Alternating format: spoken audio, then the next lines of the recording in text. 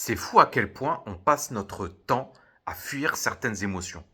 On met en place des stratégies pour ne pas ressentir ce qu'il y a en nous, les petites émotions désagréables. Mais on croit que en faisant ça, en fait, on résout le problème. On croit que en n'expérimentant pas ce qui est, on va dire, négatif, en fait, on s'en défait. Mais c'est faux. C'est faux en fait. Ces émotions désagréables, elles restent. C'est juste qu'on met la poussière sous le tapis, mais en tout cas, on ne s'adresse jamais au problème, on ne le voit jamais, mais il reste. Le problème reste en nous. Alors bien sûr, quand je dis problème, alors ça ne veut pas dire que il faut s'en défaire, qu'il faut, voilà. L'idée, c'est pas de, de, de supprimer les parts en nous, entre guillemets, désagréables, mais c'est plutôt de changer son rapport à ces parts-là.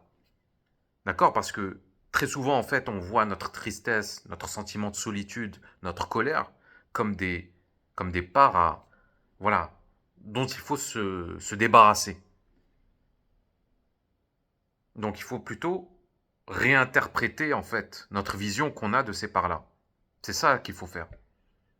C'est au lieu de résister à ces émotions-là, au lieu de chercher à s'en débarrasser, commencer par accepter. Accepter leur existence. Accepter d'être traversé par elles.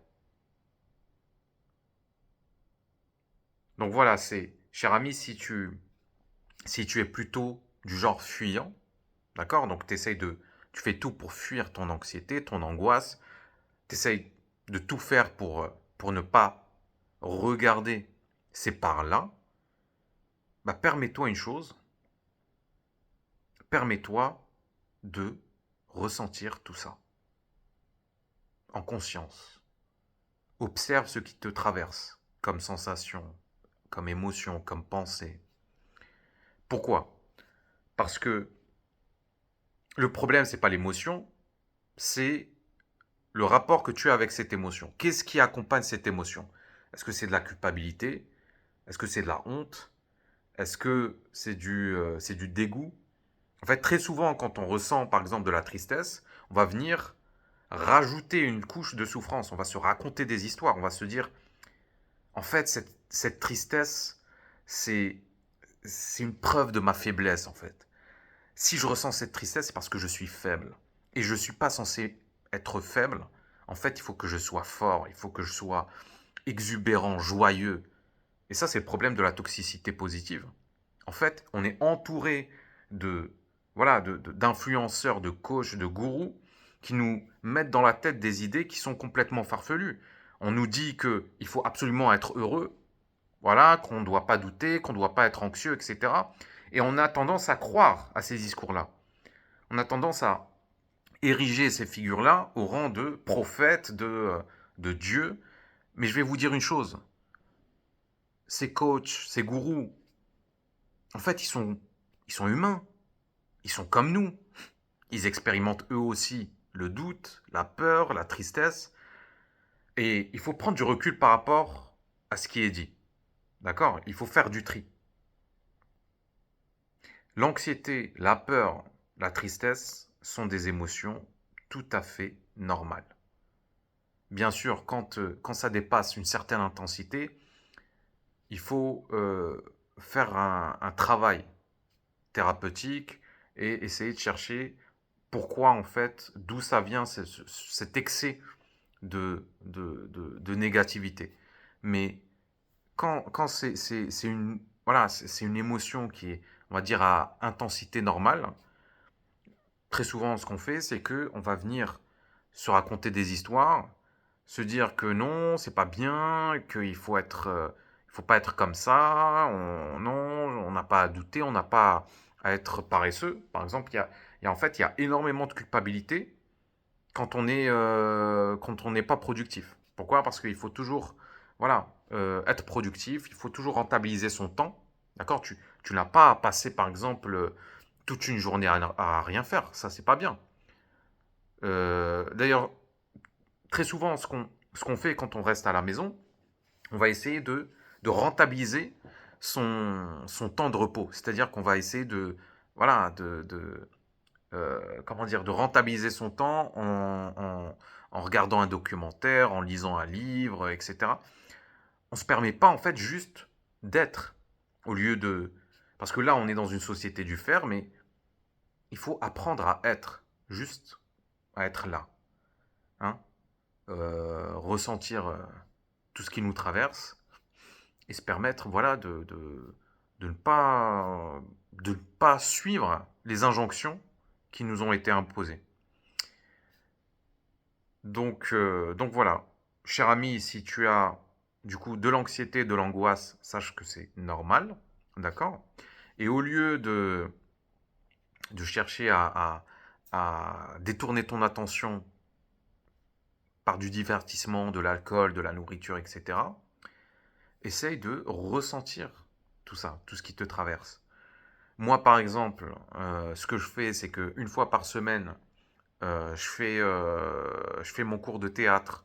Quand je monte sur scène, qu'est-ce que je me permets d'observer, d'accord, ce qui me traverse, les pensées, etc. Et en fait, ça me permet de changer mon rapport à l'angoisse, à la peur, à l'anxiété. D'accord? C'est tout à fait normal. Quand tu montes sur scène, tu ressens des palpitations, et c'est humain. Hum. D'accord? La plus grande peur de l'être humain, c'est la peur de parler en public. D'accord? Donc, on est tous, on va dire, soumis à cette peur-là. Même les plus grands comédiens de théâtre, etc. Donc, c'est tout à fait normal. Maintenant, voilà, ce qu'il y a à faire, c'est juste changer son rapport à l'émotion. Éviter d'y résister, voilà, éviter de chercher une signification, de chercher un coupable. Et souvent, le coupable, c'est soi-même. On se culpabilise, voilà, on se flagelle pour avoir ressenti telle ou telle émotion.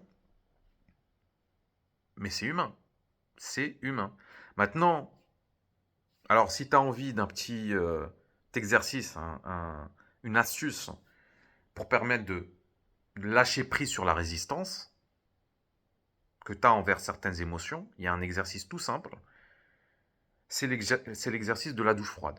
Alors, c'est pas la douche froide en mode coach de développement personnel, parce que eux, qu'est-ce qu'ils te disent? Ils te disent, bah en fait, il faut combattre le froid, il faut que voilà, tu dois...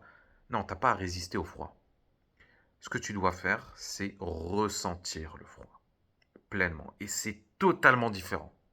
C'est deux exercices totalement différents. C'est pas en mode ah non, le froid, c'est moi contre le froid. Non. C'est venir épouser le froid. Se permettre de ressentir dans le corps. Et sans résistance. Et si possible, se détendre dans le froid. Parce que si tu apprends à te détendre dans le froid, ben en fait, tu vas apprendre à te détendre dans l'anxiété. Tu vas apprendre à lâcher prise sur la résistance envers l'anxiété. Donc fais cet exercice régulièrement et ce serait bien que tu me fasses un retour là-dessus.